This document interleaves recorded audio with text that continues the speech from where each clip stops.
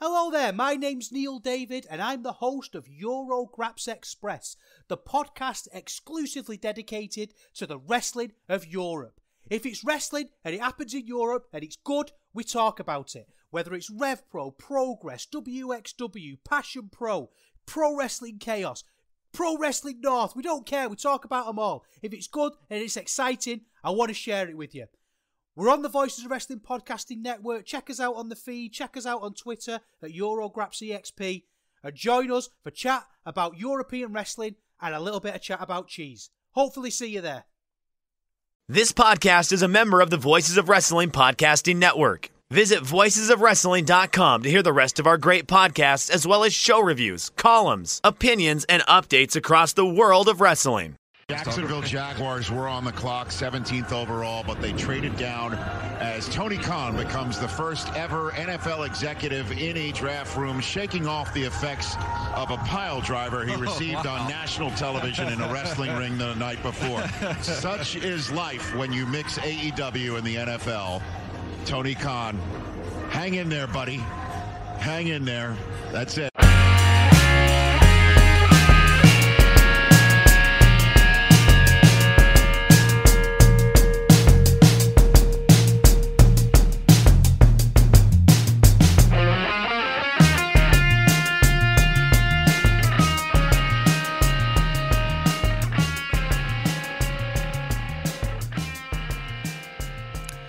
Hey kids, do you like professional wrestling? Well, we like professional wrestling too. This is Shake Them Ropes. I am Jeff Hawkins. I am thoroughly enclosed in the internet wrestling bubble. He is Chris Novembrino. He couldn't care less. It's not unfair. No, I have the draft on in the background here, the NFL draft, and Tony Khan wearing a neck brace, but it's one of those cheap foam ones type of a thing. He looks like Bill Murray from Wild Things. You remember that? Who does he have behind him? No, there's a TV behind him. Oh, he had a guy in that one video clip. Oh no. Oh, you mean that's his dad? That's Shad Khan. Okay. He looks like what's his name from Community?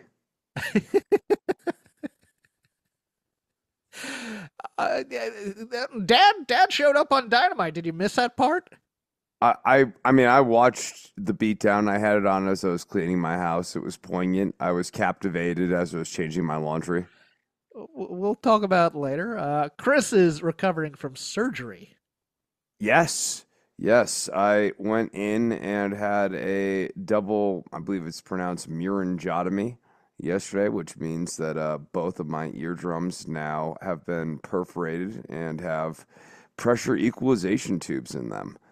And it was a problem in both ears? I thought it was only one. It was only, well, yes, but no, in the sense that one was worse than the other. But in the case of both, my hearing was more good on the left side than the right side, but both were like blocked, or both have blockage and pressure equalization issues. So yeah, now I'm improved. And I am recovering. Yesterday, getting out of surgery, they actually put me under for surgery. So I was in twilight mode coming out of the sedatives for a good 45 minutes when my friend picked me up. And I was apparently a bit of a handful. Like, I was in a good mood and everything coming out of surgery, but was not having any sort of long-term thinking at all. So we go to this gas station. Wait, was it a local, or were you put under? Oh, no, I was put under with an IV. Okay. So I came out, and I was pretty foggy. And we're at the gas station, and I apparently buy an iced tea, which I only put together hours later when I'm looking at my kitchen table and I see an Arizona iced tea there, and I'm like, I must have bought that. Some people black out. There's a woman in their bed that they don't recognize. There might be a bottle of booze. Chris wakes up. What's this Arizona iced tea doing next to me? And what did I do this afternoon? Yeah. So like, I'm like, Oliver, what did I do? And he proceeds to tell me in detail about my antics in the gas station, which involved me getting the iced tea, going up to the gas station counter with my iced tea, and then proceeding to give the gas station clerk, who was an older Hispanic woman in her mid to late 50s, and my extended sedatives-induced take on taxes and how they work, which was apparently incoherent garbage. She was just letting me ramble about taxes to her, and then eventually I settle in and buy a pack of American Spirit Blacks and proceed to have some sort of conspiracy that's attached to American Spirit Blacks. I have no idea what it would have been even. And I'm afraid to do that because I might get canceled. So let's just move on. So I get escorted out, or not escorted, but like I get escorted out by my friend out to the gas pump, and he's pumping gas, and all of a sudden he sees me, and I'm just standing there trying to light a cigarette, like inches away from a gas pump. So I get shimmied into the car here, and I was like a real mess coming out of surgery from the sedatives. It was a hoot. I just remember when I had my bladder cancer surgery, waking up after the anesthesia and feeling like it was the best night of sleep I'd ever had. Like, I'll never get that back. Like, I'm always tired because I work East Coast hours here on the West Coast, and then, like, for years I worked overnights, and I always feel like I've never had a good night's rest, and I just want that feeling back, Chris. That feeling that it's like, that's the best sleep I've ever had. Well, I slept well. Yeah. It was very nice last night, going to bed, and it didn't matter which side I slept on, and making sure that I positioned myself so that I didn't like sleep in a way that made like the next morning terrible. So the only major difference hearing wise, like I can hear you clear as day. The one thing that's different now is my own voice is weird and muffled. From as a result of it, but otherwise I can hear everything great.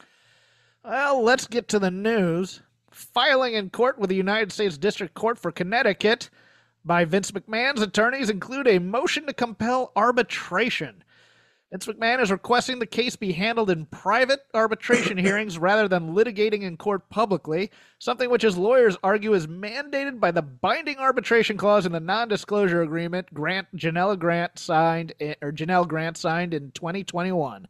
In fact, because the parties wish to, quote, preserve the confidential and private nature, unquote, of any disputes under the agreement, they specifically provided in the agreement that disputes would be resolved through arbitration. Nothing says love like an arbitration clause. Oh, God, no, I know. I mean, honestly, there's nothing better than being with the woman you love and your favorite arbiter. Plaintiff was represented by a lawyer who negotiated the agreement for her before she executed it. When defendant learned that plaintiff, despite her promises, this is the wording in the filing, had violated the agreement by wrongfully disclosing both the existence of the agreement and their relationship, Vince exercised his contractual right to withhold payment otherwise owed under the agreement.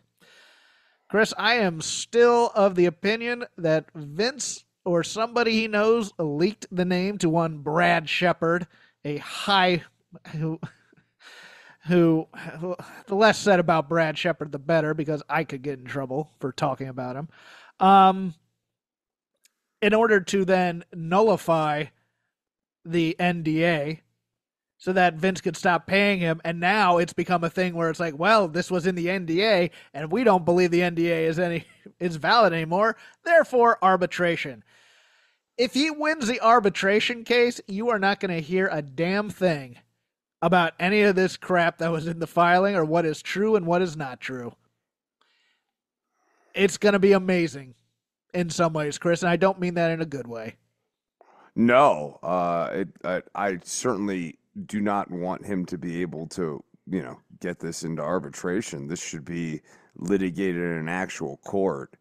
And I continue to just really hate the idea that you can draft a contract wherein you can do something that is by the letter of the law, both like national, state, local, etc., is illegal. And essentially handcuff them from being able to action upon that in a legal court. There's something deeply, deeply perverse and wrong about that paradigm. It should not be. Well, yeah, and it's funny because when the name was outed, in some ways, I believe the tweet, which has since been deleted, was something to the effect of, "I have been told by sources within WWE that the name of the person in question is this." So it wasn't her that leaked it. I don't think Janelle Grant is going to the guy who was doing polls on best butt in the WWE and leaking, "Hey, did you know I was sleeping with Vince McMahon?" This is the shady part to me. I think there's probably some stooge of Vince's that he goes, "Hey, I need a favor here, but I need plausible deniability." I'm speculating on that, and this whole thing just, I can't. If he gets to arbitration, that man is the most blessed man ever in terms of having just great lawyers who know law and can finagle this somehow. I hope Janelle Grant's attorney is good. I really do, because it's going to be hard to argue this unless they come up with that kind of logical conclusion that it wasn't her that leaked it. Because that's what they're basically having to fight against, is saying, well, how did this get out? And it's a he said she said thing for the most part. Although I hope they have a screenshot of that tweet. That's all I'm saying. If they don't, I'll give them one. Anything else on this? No. I wish nothing but the worst for Vince McMahon. Same. WWE made some roster cuts late Friday night during SmackDown as it was airing live on the East Coast. Jinder Mahal, Veer, Sangha, Xia Li, Zion Quinn, Von Wagner, and Cameron Grimes all released. Also, under the radar from last week when I missed, Sid Scala, the former assistant to Johnny Saint on NXT UK, was still on the roster for some reason, even after getting, what was the name of the, Speaking Out. Thank you. No, I was about to say Me Too, but no, it was Speaking Out. For the most part, I guess, according to a Fightful report, the cuts were, the people they were looking to cut were people who had been with the company for more than 5 years who they did not believe would make it to a upper mid-card to top-tier card level of talent. How do you look at a person like Jinder Mahal and not think that this man could be a world champion? Well, all right, let's take him out of the equation. There are 3 people on here I think you had something with, maybe 4 if you count Von Wagner. I thought Von Wagner over-delivered in those segments. No. Von Wagner absolutely had found a personality, and it was endearing in a weird way. And him and Stone have a weird and endearing chemistry, and they missed the boat with that a little bit. They figured it out with them. If you just tell Veer's story, is Veer's the one who had the $1 million arm? The $1 million arm, yeah. Yeah, just tell that story about that, and you get some things about him. Sangha had a great character in NXT as a babyface before they turned him into random foreign heel of some sort. And Cameron Grimes, I mean, Trevor Lee was the hottest name on the independent circuit when he got picked up by NXT at that time. He was PWG champion when PWG meant something. He found himself a gimmick while there with To the Moon. Yeah, with the stock trading thing. Yep. And he gets brought up by Vince, and Vince sees nothing in him. I believe somebody in the company told me that Vince thinks he looks like a caveman. Like, all right, give him a caveman gimmick. That's why they made him shave. That's why they made him shave, and they shaved his body, and they shaved his hair and his beard, and then they just made him vanilla as hell. Probably hated his southern accent and the fact he was from North Carolina, because Vince hates both those things since he's from North Carolina. Yeah, that's a guy, and it's funny because according to him, I guess, somebody in upper management apparently said 5 days before he got cut, "You're going to have a job here for life." never believe your company. Never believe your company. I'm sorry. As an employee, I've never been fired. I've never been let go. I've never been cut, per se, in terms of in the corporate world. I have in the entertainment business. So you never believe anybody in that business anyways. But yeah, I mean, WWE was his dream. He's going to be fine because he's going to be hot on the indies. AEW will probably take a look at him. If they don't, TNA will probably bring him back. And if he does something with a gimmick or something that gets him hot, WWE may re-sign him because I believe Hunter really, really liked him. Although if he really, really liked him, why would he cut him? That's the question I have. Of the others, look, the only thing about Xia Li is that she could kick the crap out of you when she wasn't supposed to kick the crap out of you. I kind of wanted to see her and Julia from Stardom just stiff each other. Now Marigold, sorry. Zion Quinn was inexplicable. He was on NXT for a while, gets called up in the last draft, never gets put on television. Not once. And Von Wagner was in that draft too, if I recall. Von Wagner was never put on main roster TV either. He is someone who has been really killed by Solo Sikoa. Yes. Because he was getting pushed. Solo gets, ready and they start pushing him, and Solo's great, but boy, it felt like Zion Quinn and Solo Sikoa were the same character, and there's just no space for Quinn. Yeah. Interesting enough, do you know who Zion Quinn's wife is? No. Harley Cameron. Who is? She was the blonde from QTV. She's now with Soraya doing she's mostly on Rampage now. Okay. Doing comedy stuff, yeah. Okay. That's interesting. Well, that might be interesting to you. Some quick hits. Robert Stone, as a result of Von Wagner probably being cut, now producing in NXT. Don't know if he's ever going to have a on-screen role again. I thought they might use him or bring him up to clown on Tony Khan. I thought that might be the move, but apparently they're not going to get that petty about it. Matt Hardy, reintroduced this week. He's now your TNA champ. Broken Matt Hardy. Steve Macklin re-signed with TNA. He was having a good run there. I'm kind of shocked he didn't test the water somewhere else. And the Grizzled Young Veterans will debut on Collision. They've been doing stuff with TNA and on the Indies. They're also opening their own promotion called Burning Heart Pro Wrestling. Their first show will take place at Liverpool. As you know, Zach Gibson, Liverpool's #1. Olympia, Liverpool, England on June 21st. Any of those, anything on that, wet your whistle? Boy, I mean, Zach Gibson could give AEW some serious charisma injection in a relatively short order. Like Gibson coming up and fighting with Swerve Strickland would be a good program. I don't think they're going to be sticking around.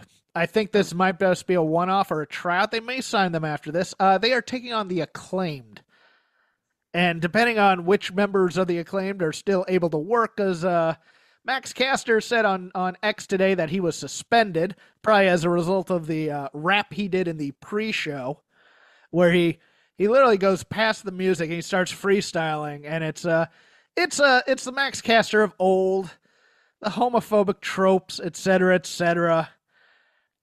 This feels like an angle to me in some ways, maybe perhaps breaking up the Acclaimed eventually, but I think the Grizzled Young Veterans are good. There's rumors that the Motor City Machine Guns have signed with All Elite. I think the Grizzled Young Veterans would be a nice addition to their tag team roster, but it's a bloated roster. But I agree. Zach Gibson can talk. And that is a big, big deal in a company like AEW, even though I just watch for the matches, guys won't tell you that. I'm here to tell you they need some personality in this roster, and Zach Gibson certainly is it. I agree with you. I am looking forward to seeing Max Caster go to inclusivity training on AEW television. He's going to call Zach Gibson a penis. I know he is. If he's on this TV show, he's going to say he looks like a penis. I can almost guarantee you that. That's a good burn. I wish I had came up with that. Matt, I mean, it's right there. Like, I didn't even see it. I'm so sorry. I thought of it. Broken Matt Hardy as TNA champion, though. Like, TNA had done some things under Scott D'Amore where they were, I mean, they had a little bit of momentum. They didn't have AEW catching momentum, but you have Josh Alexander there. You have a good crew of wrestlers there. And this old, done with gimmick that is long past its expiration date. And to me, it's just, they signed Matt so that when Jeff's contract runs out, we could do another dance in TNA with Jeff Hardy, who famously got drunk before a pay-per-view match with Sting. That was just the one time.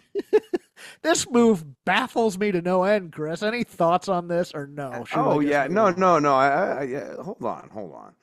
on. You may say that the broken Matt Hardy gimmick, the character is a bit long in the tooth, and I'm not gonna fight you on that. That was 10 years ago, Jeff. Believe it or not, it's 24 now. The Matt Hardy stuff was back in 2014. But the thing about Matt Hardy as TNA champion, although the gimmick is a bit long in the tooth, the work's going to be there. Didn't see that one coming. That was very good, Chris. Chris, if you would, in front of you, you have the numbers for NXT. Can you read them, please? Absolutely. Viewership throughout the first 2 hours of NXT began with the show at 572,000 viewers at the top of the first hour, before eventually climbing to 721,000 viewers at the top of the second hour. That peak was eventually surpassed in the 8-minute overrun period at the end of the show, as the broadcast ended with 744,000 viewers tuning in to see Trick Williams win his first NXT championship. Okay. Wednesday night's Dynasty Fallout edition of AEW Dynamite averaged 683,000 viewers on TBS. That's down 10.4% from last week and marks the lowest audience total the show has done in its regular time slot since January 6, 2021, an episode that took place on the same day as the United States Capitol riot. Now you're saying, but Jeff, they were going up against the NBA and NHL playoffs. Well, as compared to the same week in 2023 when Dynamite also went against the NBA, the show was down 20.9% in overall viewers and down 17.9% in 18 to 49. Chris, this baffles me. It really does. Because that Dynasty pay-per-view, I'm going to be very interested to see the numbers in that. Because that was... how much did that Dynasty pay-per-view cost again? $50. Okay. It was a great pay-per-view, though. $50 is a lot of money in America. It was a great pay-per-view, though. You sound like General Dreidel in Catch-22 telling me that the bombing patterns are excellent.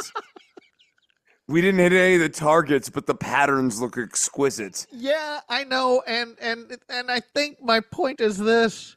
I love my people who love their AEW, and they just want their great matches. They want their bangers. But look, I get that WWE is hotter than it's been since the Attitude Era. I get that.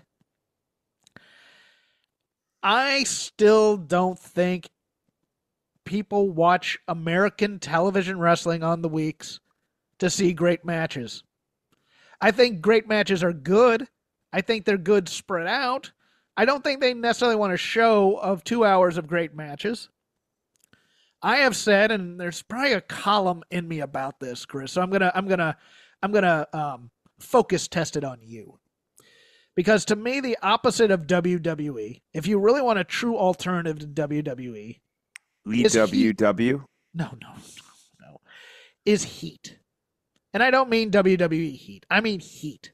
I mean hate and anger and people that don't like each other and people that are talking smack to each other. And the problem right now is WWE now has that.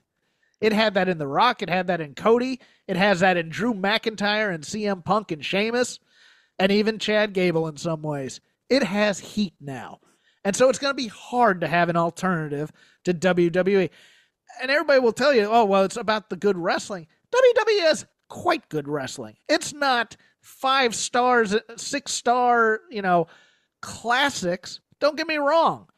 But you save those for your pay-per-views, and you do the build on the weekly television. And the problem is we're doing 4.5-star matches on TV to build to hopefully having 5-star matches, which isn't that much of a difference. I think people have been, if there is such a thing as casual fans, and I do believe there are such thing as casual fans. Number one, if there's only a certain amount of allotted time that you can watch wrestling, and if you have the choice between 3 hours on Monday, 2 hours on Wednesday, and then just the glut on Fridays and Saturdays, you're going to pick the hotter hand. You're going to pick the more popular product, I think. Or the thing that will, satisfy your wants in terms of heat and seeing people talk smack and, oh, this is entertaining me right now versus just 2 guys having an athletic exhibition. That's very good. I think it's heat. I think that's the thing that people want. That's why TNA has never caught on. That's why Ring of Honor has never caught on. Everybody's thinking they want WWE light or wrestling as a vanilla competition where people shake hands and other things like that. No, the reason Samoa Joe was great and CM Punk were great in ROH and Jay Briscoe were great in ROH, that's because you believe their promos that they hated people. It's one of those things that just baffles me about the I just want good wrestling crowd in some ways, Chris. How did I do? Good, bad, ugly? I generally agree with that. Okay. I just don't. I'll write it out. I'll eventually get there, I think.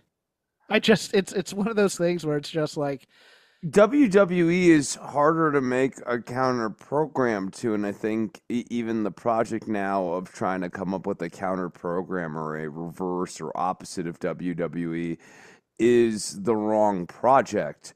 What a show like AEW needs to be doing if they're looking at what's up, what's wrong, is looking at this week-to-week television and asking themselves, is this a good 2-hour program? Like, you can have a bunch of parts, but if the parts don't actually fit together well and result in a pleasant arrangement, then it's not that engaging of a formula. I think one of the problems for AEW right now is that these well-worked matches are also like 20-something minutes. yes. In some cases, it makes my job a lot easier as a reviewer, because if it's a match where the 2-component parts or the 4-component parts are nothing new under the sun, I can move along and save 20 minutes of my watch time. But I don't think that makes for a good television show. Raw used to have that problem. AEW now has that problem much more often. Yeah, Raw still suffers for me for like the 20-minute talking segment at the beginning. I'm not always a big fan of that, but it at least sets the table. We'll get to that in a moment. And just the talking has gotten better on WWE That's television. true. Everybody just sounds like a human much more often now. We'll also get to that on AEW television. Mercedes. But that's the end of the news. We'll get now to the lazy river of wrestling criticism. Whatever we watched, whatever we had time for, there is a lot of wrestling on television. We get to most of it. Chris has not had time to watch AEW Dynasty just yet. I did. I watched it live. I also did a post show over on the Fight Game Media Network. You hit him with some takes here. This will give me a chance to reload my bong. Yeah, if you want to hear a thorough deconstruction of it, myself and Kevin Ely and Mel, I want to say Mel Gray, but that's not her last name, I don't think. I'm trying to remember Mel's last name right now. You guys are pretty close, huh? I like Mel. She's nice. Oh, yeah, no, clearly. It's just one of those things where I can't remember her last name right now. Hold on. I'll figure it out in a second here. Yeah. What did he? So you guys can actually, if you're watching. No, it's Mel Gray. I was right. Okay, I thought Mel Gray was a kick returner. Was in Williamsburg at one time. Anyways, as I told Chris, if I'm judging pay-per-views, and I haven't liked a lot of AEW pay-per-views in terms of, like, I've felt I felt at times like the early pay-per-views to me overstayed their welcome, like it was a jam band concert, and the string cheese incident decided to go into their third solo or whatever. You know, All Out, or not All Out, Full Gear 2 years ago, I think, may have been their best pay-per-view. Trying to remember offhand. Maybe I'm thinking All Out from 2 years ago. I think this one, from top to bottom, didn't have a single clunker in it. There are other pay-per-views like Revolution. The Sting match was such a higher high, but there were lower lows on that show, so they evened out. This one, every match kind of did what it was supposed to do, for the most part, and you didn't really have a clunker in it. Some people will say Jericho and Hook might have been a bit of a clunker, but it did what it was supposed to do. Chris Jericho, Hook being defiant and throwing up the double deuce while Chris Jericho hits him with a bat for the FTW championship. And Taz this week on commentary saying that he was very annoyed with Chris Jericho really brought it home for me. There are some who are prisoner of the moment, in my opinion, saying Will Ospreay and Bryan Danielson is the best wrestling match ever. I won't disagree with those who want to have that take, because for that style, it was probably the best type of that indie match where you're doing a lot of moves and a lot of high-risk moves, very choreographed, very, that kind of work. It was very good. I still have a problem with people giving more than 5 stars for a match. Because I think it's one of those things, especially if you give something like this a 6.5 star type thing. Back in the day when Flair and Steamboat were getting 5 stars or 6 stars even, even like Terry Funk on commentary, I was reminded on this week by Garrett Gonzalez on his show. It's like Terry Funk was on commentary for one of those matches and going, these guys are going at a breakneck pace where most other guys couldn't do. That's what Danielson and Ospreay really was. And in 20 or 30 years, there are going to be guys who are better than Ospreay and Danielson. And so you can't give them 8 stars. That's why I like 5 stars. It was a perfect match. And then you can argue over time and other things like that. But yes, it was a fantastic match. I personally, I kind of check out of these types of matches because I'm waiting for the first pinfall kick out at 2, the big one, and then it gets going. But I really enjoyed it. I'm not going to say I didn't enjoy it. Roddy Strong and Kyle O'Reilly was the most Roddy Strong and Kyle O'Reilly match you'll ever see. If you've watched it in NXT, if you watched it in Ring of Honor, if you watched it elsewhere, you did. It drove me nuts, though, that Roderick Strong worked on Kyle O'Reilly's back for 11 minutes, and Kyle O'Reilly didn't sell his back once. I was blown away by that. Okada and Pac started the main show. I won't go over the pre-show because there's not much in there, to be honest with you, for me. But Okada and Pac was a pretty damn great match to start things off with, to the point where I didn't even notice that the size differential, because Okada's 6'5", Pac's like 5'7" at most. Okada is doing the most old school heel stuff you'll ever see. He's denying you the signature moves. He's kind of stalling, kind of going in slow motion a little bit, but he's still Okada.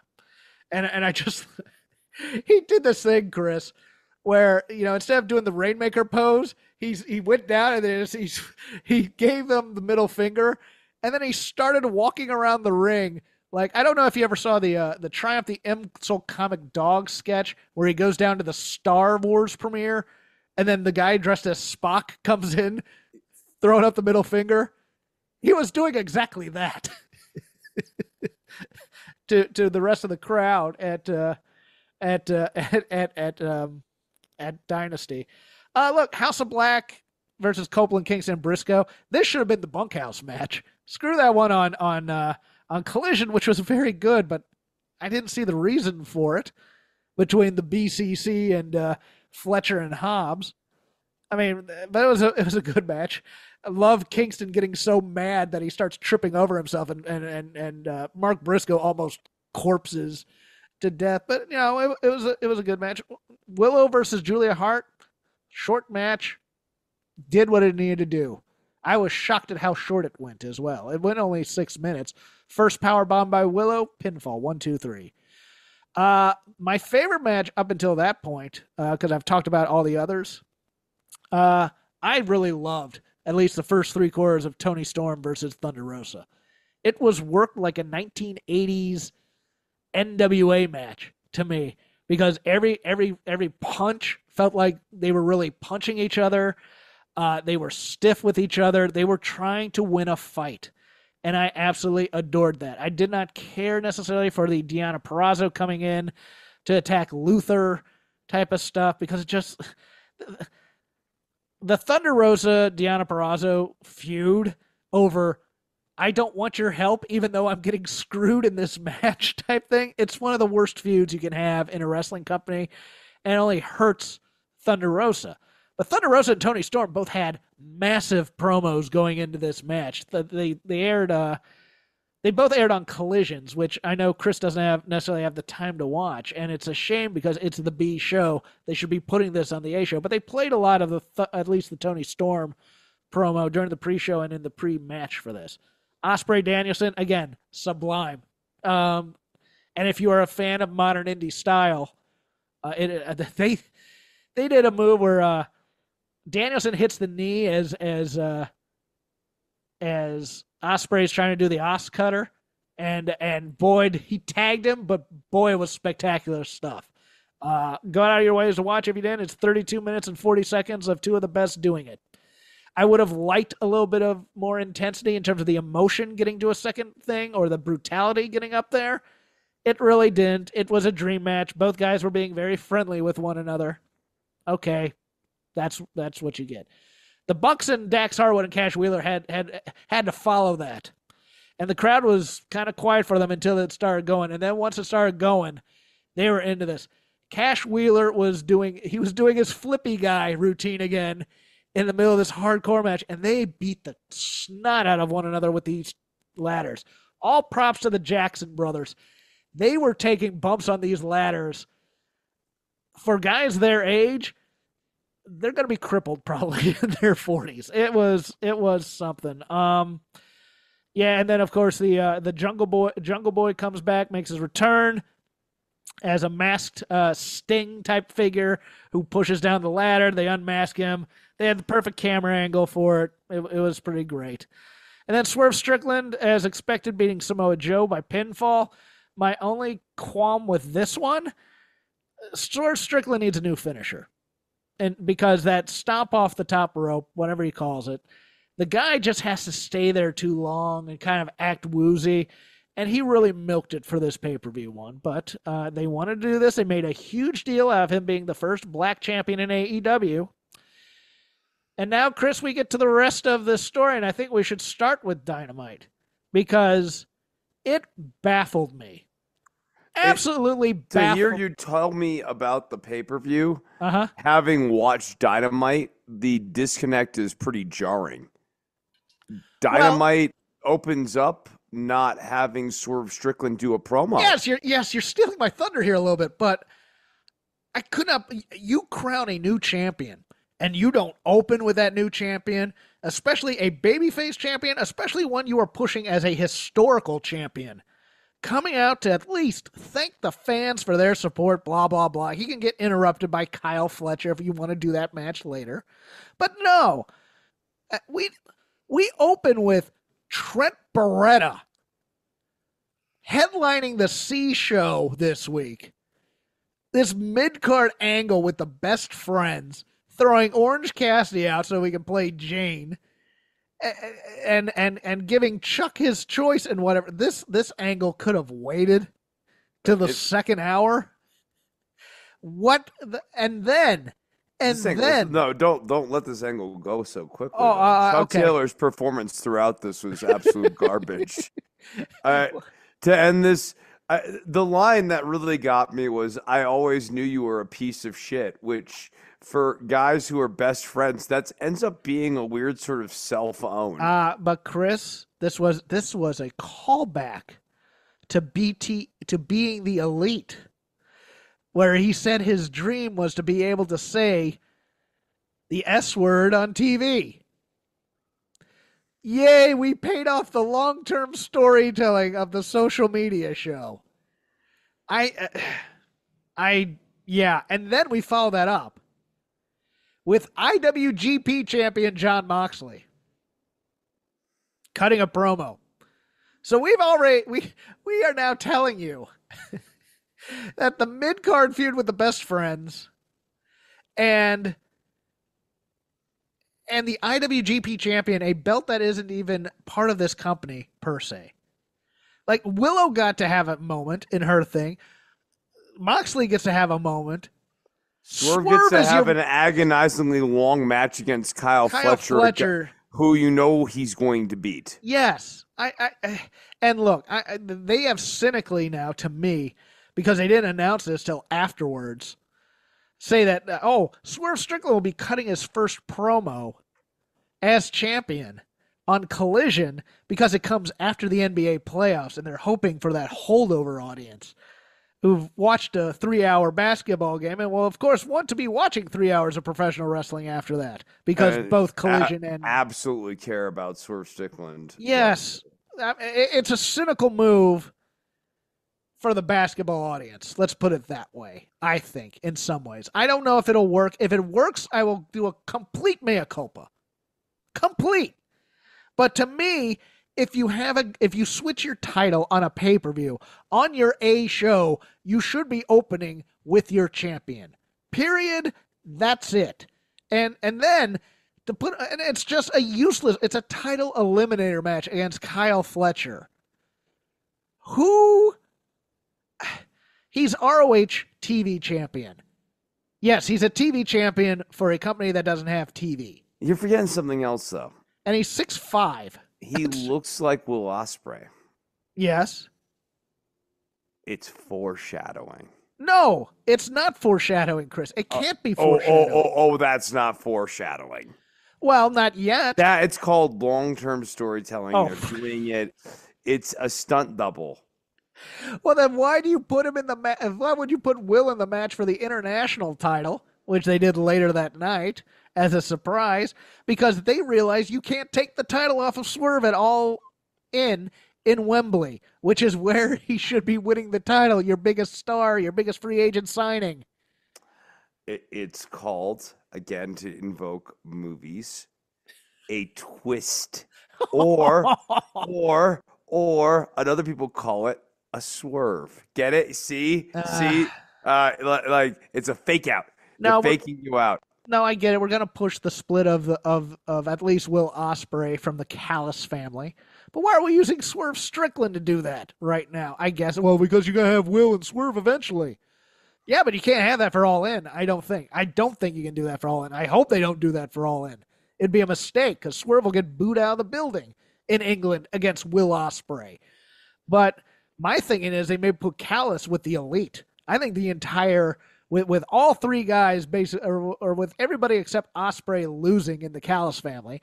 I think Takeshita is going to lose to Moxley because they set that up for an IWGP title match.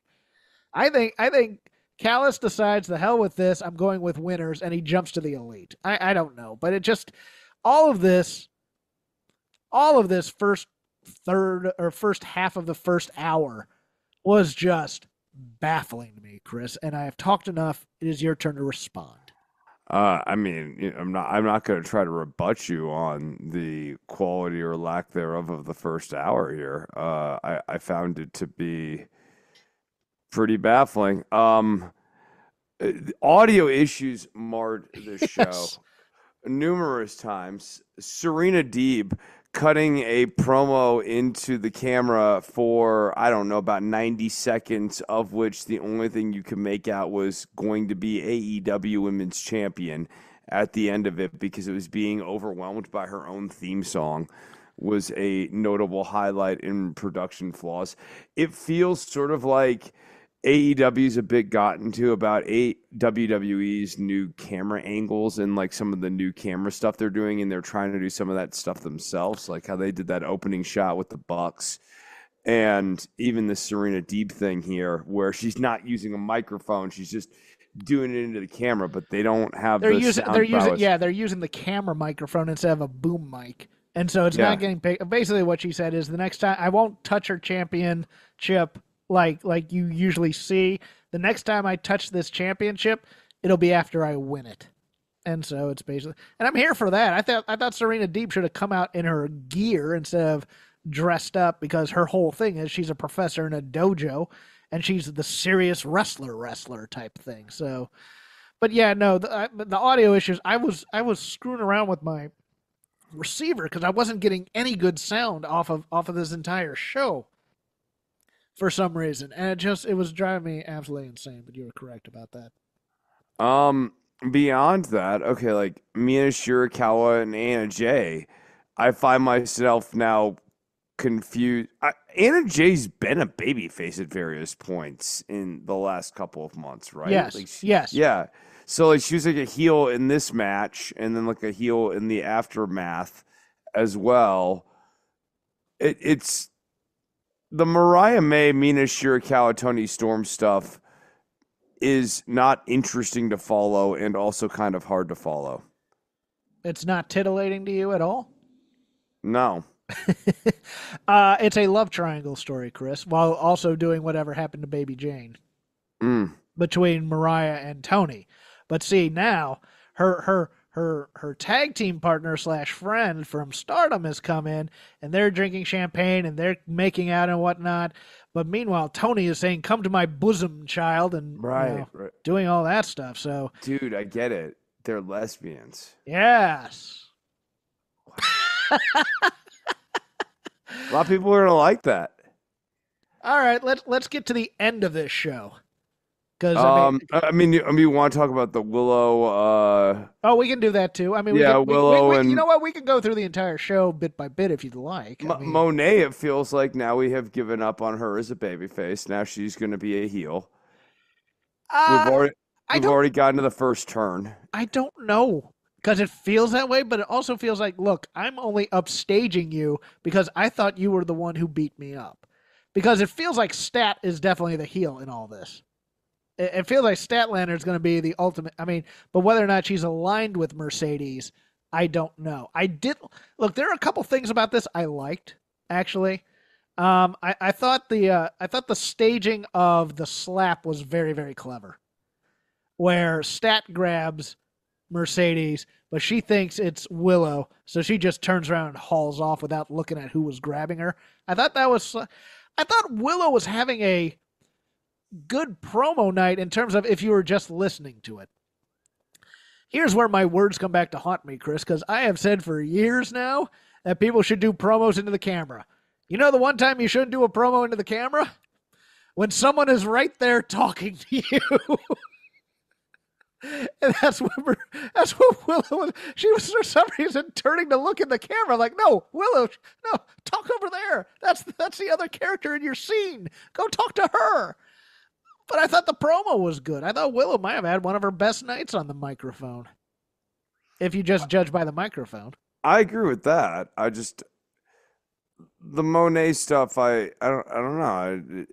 I feel like they've already started to lose a little bit of the new car smell on Mercedes Monet. Yes, no, I would agree, and I'm almost confused as who wins this match at Double or Nothing, because logic would tell you, in terms of story, that it's a Willow redemption tour, that I'm going to beat you when you're at full strength.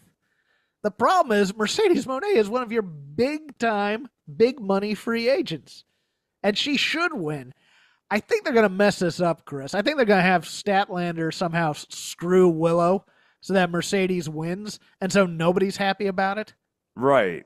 That's kind of where we're going to build to a Statlander Willow feud. Yeah.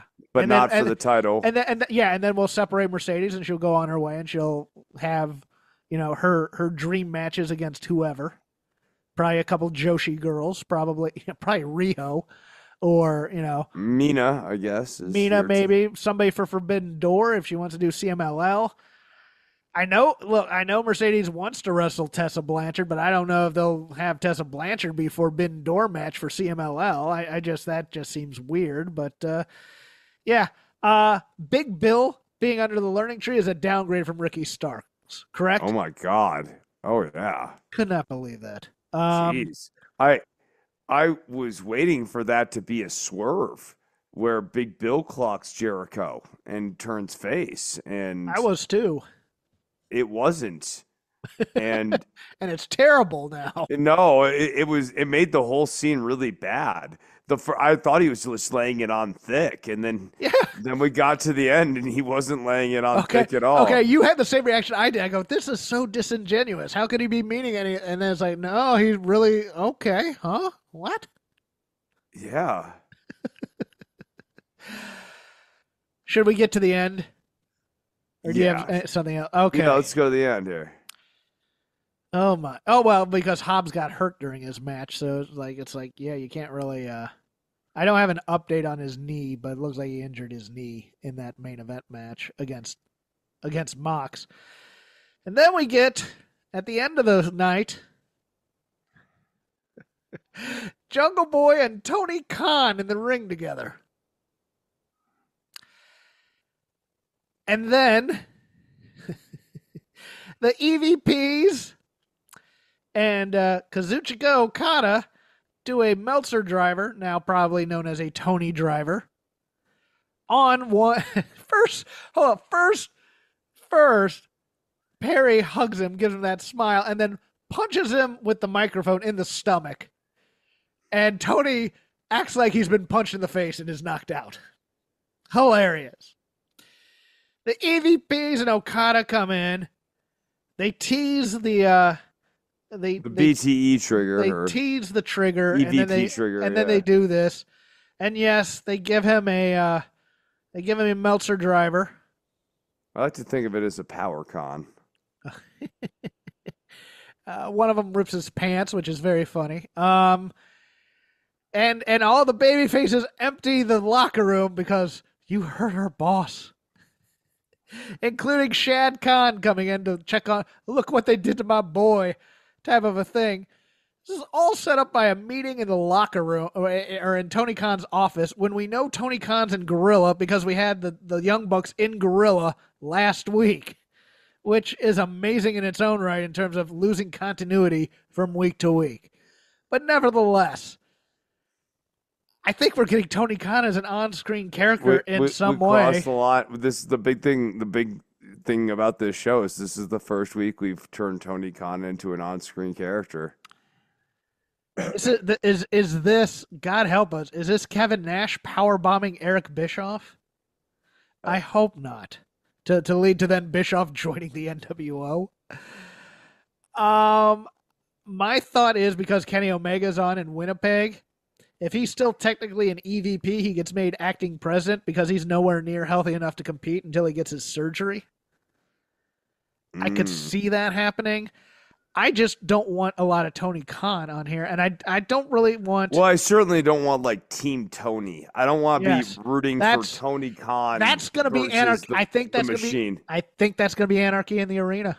I think that is. I think they're going to do anarchy in the arena, double or nothing. It's going to be the Elite versus probably the BCC and somebody else defending the honor of AEW. And Khan hates getting booed. I don't think he can handle going out there and being this Mondo heel. He's going to have to be the babyface in this story. But I don't think he's going to be a part of the story. I think he's still going to be a character, but this is going to be like I think he's going to come in and he's going to recruit them, Jeff. Okay. His inimitable warm tone which talks about the passion that he has for the company.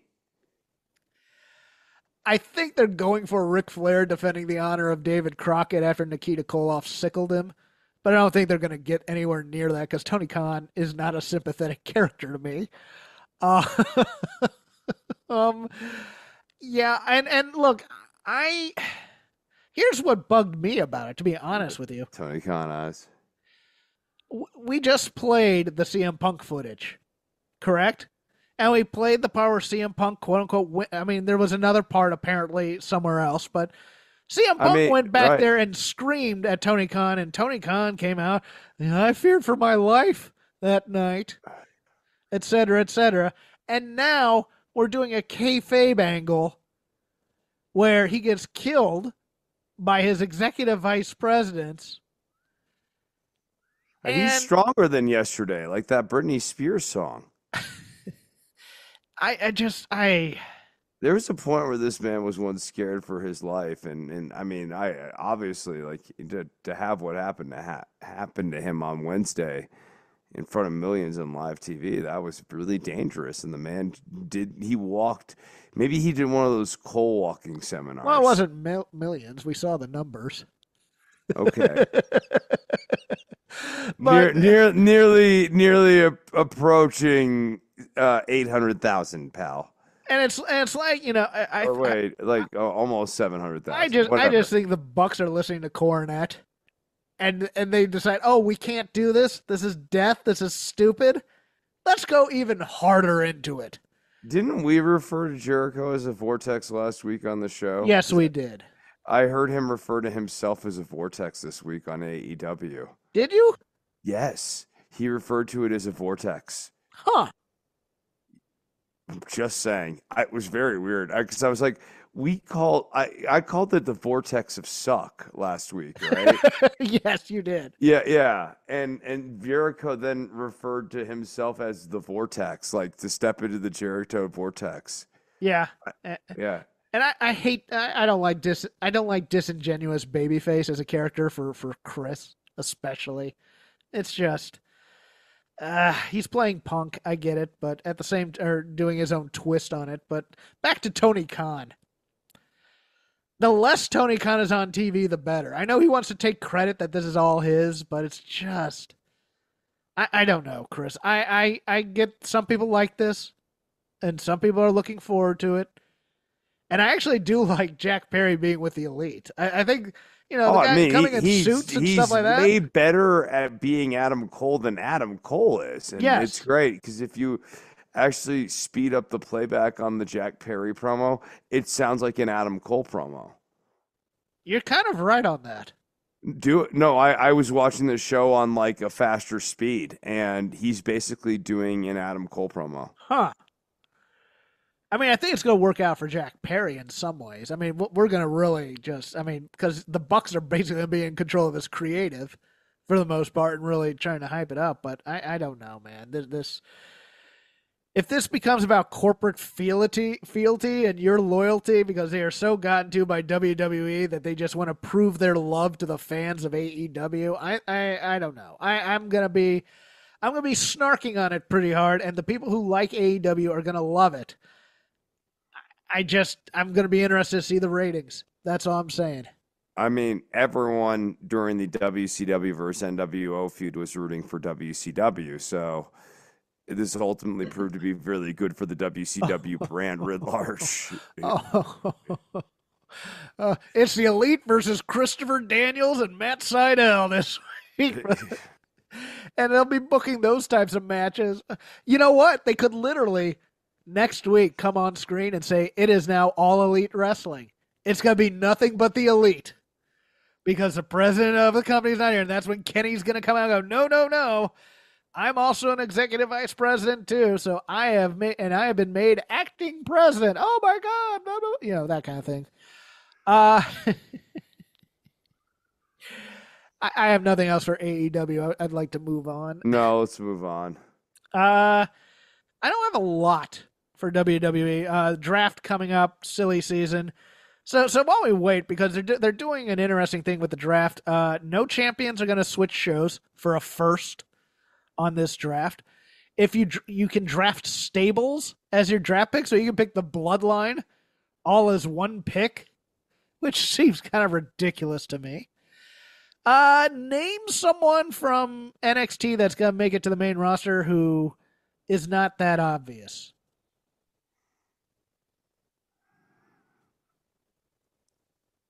I don't think they're going to call. They're not calling up Regal's kid yet or anything. I'm thinking it's going to be on the women's side. I think they're calling up Fallon Henley. Fallon Henley, interesting pick. I could see JC Jane getting called. I could see JC. I could also see Kiana James possibly. Yeah, because she has the character. I think Fallon Henley is ready for the main roster. Yes, that's true too. now, coincidentally, pick somebody from the main roster who you think's going to NXT. Who's going to NXT? Who needs a little bit of rehabby love? Akira Tozawa. Okay, that's not a bad one because I think they're eventually going to split Tozawa and Otis from Alpha Academy, and they're going to bring in the Creeds with Chad Gable as a heel stable. I think that's the goal eventually. Yeah. The Creeds and like Ivy Nile, like he's going to replace those three with three people who aren't losers, or make them go up head to head, and the winners get to be in Alpha Academy. And it's going to be the Creeds. So, as the heel stable type of thing. I think Tozawa's a pretty good pick. I was thinking Nakamura to help Julia acclimate better to the States, but Tozawa wouldn't be the worst one either in that realm.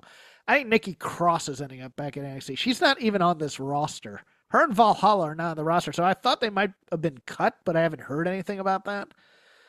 But I think Nikki Cross may end up back in NXT as the veteran woman in there for a while. Sure. She would be a fun feud for Roxanne Perez. She just two very tiny women going at each other. Yeah, I would agree with that. I didn't watch. I kind of watched here and there. I kind of nitpicked, not nitpicked, but I kind of nibbled at a lot of stuff. I really liked the Gable promo this week.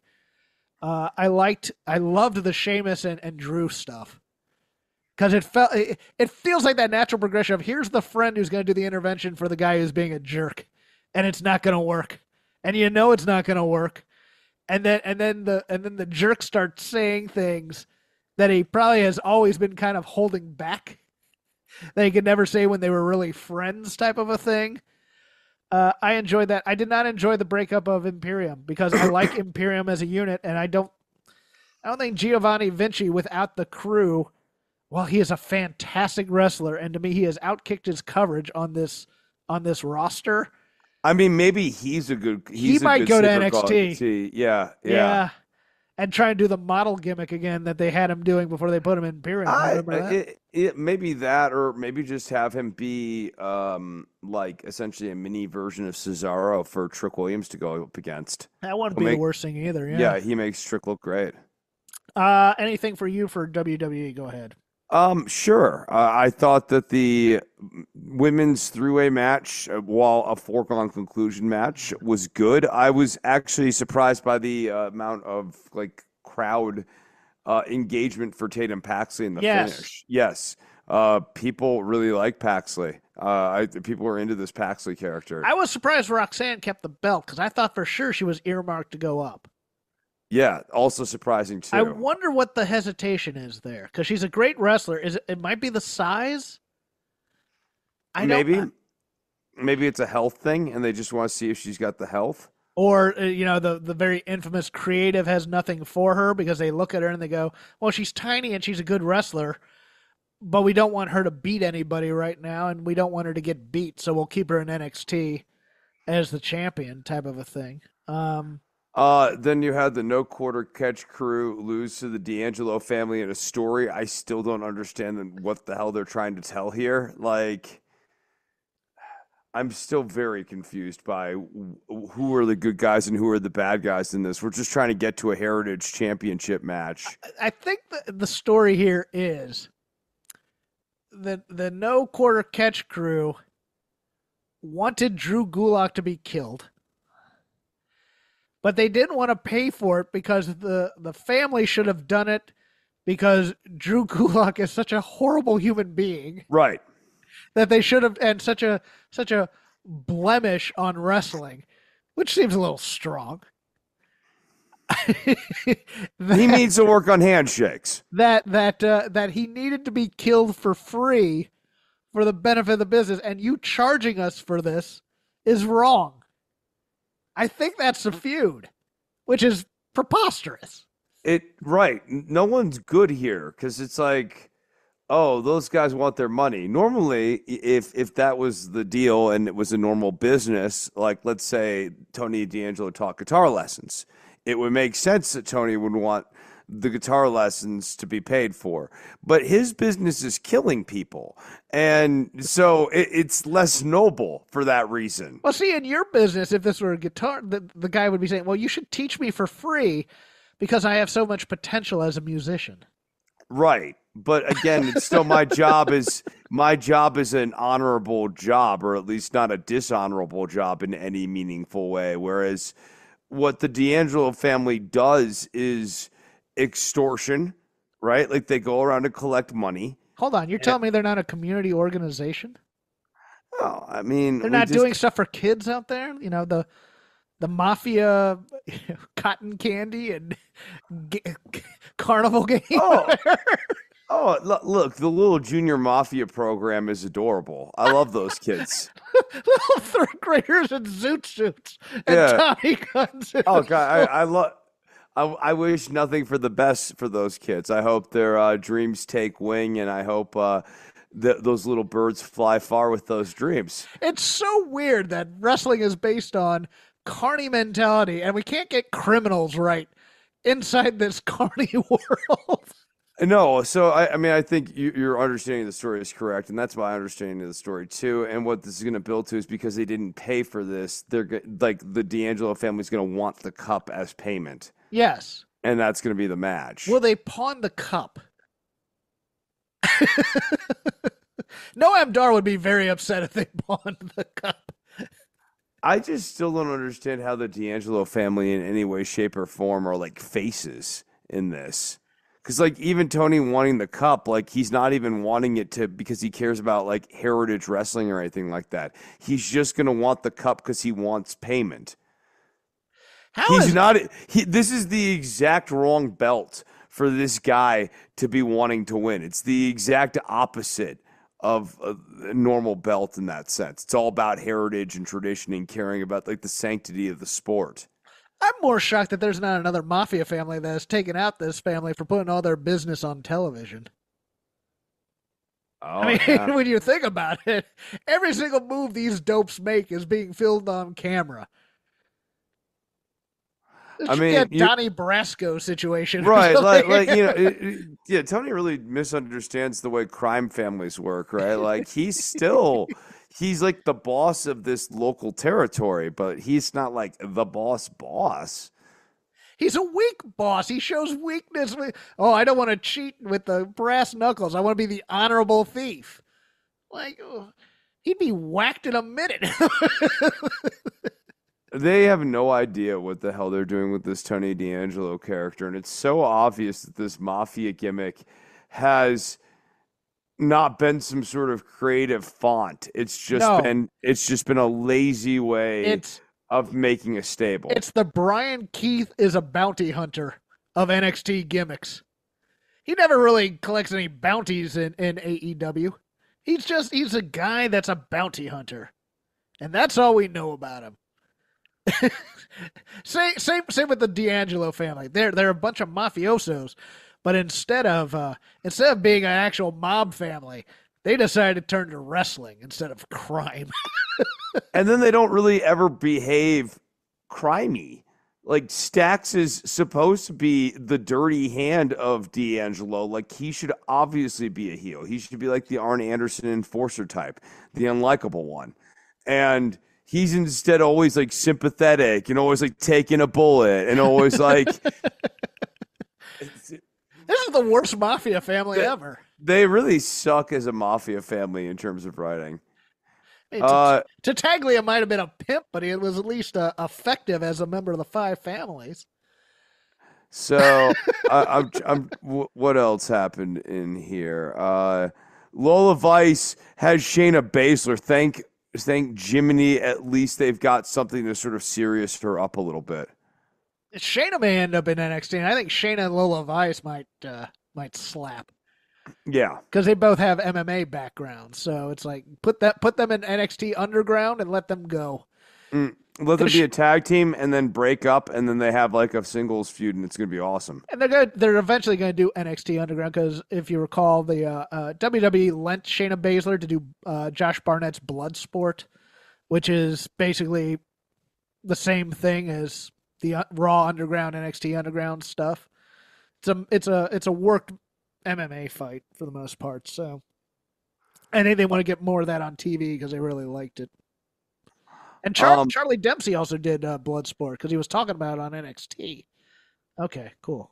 So, and then other than that, Lexis King had a perplexing match against Baron Corbin that was not so much good as it was long. I was just like, all right, cool. This is going on and on.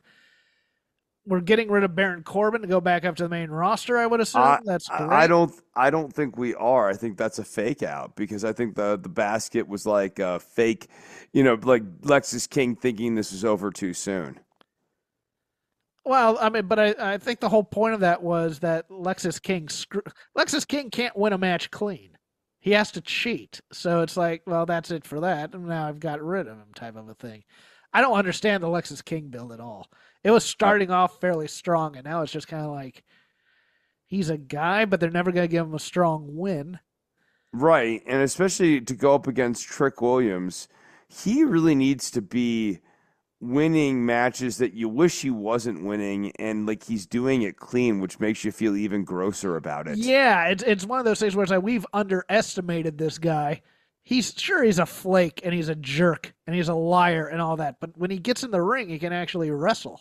Right, and that's what makes you start having doubts. Like maybe this creep actually could beat Trick. Maybe if you combine the wrestling skill and his cunningness, he could find a way to beat Trick Williams. He might be our champion. We need to get a little bit nervous about this type of thing on commentary. Especially with a really good win in that vein against Dragunov. Yeah. Like, the headline of this show, Ilya loses the belt here to Trick Williams, thus ending one of the best and most consistent title reigns that this company has ever had for any champion, from match to match to match to match. Dragunov always was at just this. I'm not saying it's the best title reign ever. I'm saying that it might be the most consistent one in terms of quality. There's just no duds in the Dragunov catalog of title defenses here, really. I think you have to give bonus points to Dragunov's title run because he was mostly working with actual recruits who came through the PC, as opposed to say, like, to me, one of the better the better reigns I'm thinking of, Samoa Joe was really good. Johnny Gargano's title reign was really good. But look at the quality of opponents he was facing. When you're facing, Andrade, or you're facing, Nakamura and guys of that stature versus, and no offense to them, but yeah. Ilya's carrying all of these matches. Yes. These are great matches that he is the architect of. Yes. And they're always at this consistent quality, and he just really commits his body to the performance every single time. This is not this title loss was not his best match even in this title reign. But I just thought, again, when he's doing those H-bombs from the top, they look sharp, they look stiff, they look convincing. You believe what he does. And yeah, I just tip my cap to him. It was a real pleasure watching this title run. I'll be interested to see how they present him on the main roster. Me too. Because you could go very wrong very quick, as we saw in NXT UK. Yes. But then you could do the NXT thing. You could conceivably make him the third member of Imperium, and eventually he turns on them. I mean, that's a story you could do as opposed to just going directly to Walter. Because everybody's going, oh, man, he'll go up there and the first guy he should face is Walter or Gunther. I'm like, no, sir. You build that fed. You build that. Yeah. And if anything, what I would do is I'd be building to Ilya versus Sammy.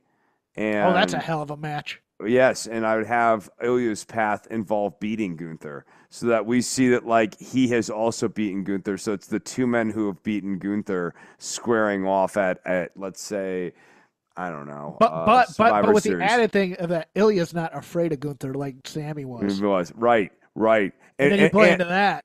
Yes. And like, actually, you could have Gunther take like a surprise, like sort of blowout loss there. Yeah. Just that Ilya's like white hot and just kind of, I mean, I'd actually, how do you debut him? I'd have Ilya Dragunov come up, and I'd put him on a Goldberg streak. I'd have him come up, and no one beats him, and he is cruising to his match against Sami Zayn undefeated. Okay. And it's Sami Zayn versus the undefeated Russian. You want to keep the Rocky story going? You have that. Yeah, you get to tap into that a little bit, but that's what I would do. I'd have Ilya come in there. I mean, you got to make sure you protect the booking and everything around him, and that sometimes means keeping him off of shows. But I'd have Ilya come out there, and he's just beating everybody. Every one of his singles matches. He's on a streak. Let's end it there. That's a good place to end. This has been Shake Them Ropes. You can follow me at CrapGame13. You can follow Chris on Instagram at DOCTOR_NOV. If you just want to follow the show, it's at Shake Them Ropes on Twitter as well. We are part of the Voices of Wrestling podcasting network. Please listen to all our shows. If you don't like this one, there's others out there that you would like. Yeah, they're called bad shows because they're dumb. Yeah, no. Yeah. I also do a show on Fight Game Media called The Dynamite Show. We go on live on YouTube about 20 minutes afterwards. And then it drops in your podcatchers at the next day. Myself and Paul Fontaine doing a thorough deconstruction of that night's Dynamite show. I forgot to plug our donation thing. If you go on Red Circle, please click the thing. We don't make any money on this because we don't have any advertisers. We're kind of doing this gratis right now. You know, I'd like a little bit of a payout at the end of the quarter. Chris also has other things that he's doing. He'll let you know about them now. Yeah. Starting tomorrow morning, I am back at my regular job at the Mountain. I will be plugging your job. It's super exciting. Yeah, no, this is an exciting project I've been working on, Jeff, recently. I'm By the way, excited. I'll be at work tomorrow also if anybody wants to reach me. I'm really excited. Fantastic. I'm excited to talk about that. My job's fun though, right? Like I'm on a mountain. You like do computer beep bop boop bop nerd shit. I also teach guitar lessons, and follow me on Instagram at DOCTOR_NOV for guitar, bass, music theory lessons and stuff like that. I'm now able to get back to that because of the years thing. And then I will be playing at the Mountain on May 18th if you guys want to come out. It's also bring your dog to the Mountain Day if you're in the Albuquerque area. So that's exciting. Bebop boobop. Okay. Nerd shit. Music. It's not just part of our daily lives, it's part of our wrestling fandom as well, and it has been for decades. That's where this show comes in. Music of the Mat, the podcast devoted exclusively to the music of pro wrestling, hosted by Andrew Rich. Hey, that's me. Each episode delivers a different topic with a variety of great guests, fun conversations, musical analysis, and of course, a heartfelt pun or two. New episodes drop every other Tuesday on Apple Podcasts, Google Podcasts, Spotify, or your podcast app of choice. Check out Music of the Mat only on the Voices of Wrestling Podcast Network.